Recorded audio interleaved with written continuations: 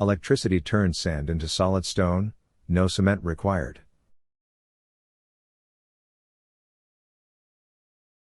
Researchers at Northwestern University achieved a breakthrough in August 2024 by applying 2 to 4 volts of electricity, less than an AA battery, to seawater-soaked beach sand, hardening it into solid rock within minutes. No cement, mixing, or high-temperature kilns are needed. The process uses electricity and naturally dissolved ocean minerals. The study, published in Communications Earth and Environment, shows the material forms dense, cohesive structures resembling natural stone with compressive strength comparable to weak concrete.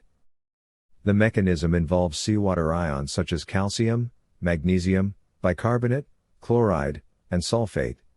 Electric current raises pH at the cathode, causing minerals like calcium carbonate at lower voltages or magnesium hydroxide and hydromagnesite at higher voltages to precipitate and bridge sand grains. The hardened material reduces hydraulic conductivity by an order of magnitude, limiting water flow. The process is reversible. Reversing electrode polarity lowers pH and dissolves the minerals back into loose sand. This method costs $3 to $6 per cubic meter for cemented ground, far below conventional alternatives. It produces no emissions, requires no mining or proprietary chemicals, and can run on renewable sources like solar power. Applications include coastal protection, infrastructure foundations, and erosion control. The principle dates to 1976 when Wolf Hilberts discovered it while studying coral reef formation. He used low-voltage DC current through metal frames in seawater to precipitate minerals onto cathodes, creating load-bearing structures.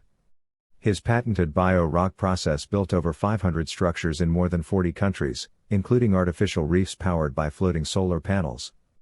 These have endured over 20 years, growing stronger and supporting marine life. Compressive strength reaches 3,200 to 5,350 pounds per square inch, suitable for sidewalks, parking lots, and foundations. Costs are lower than traditional seawalls.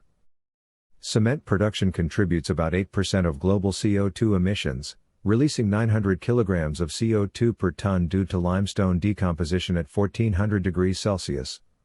The industry, valued at over $47 billion for cement and $1.8 trillion for concrete, has seen no fundamental change since the 1820s.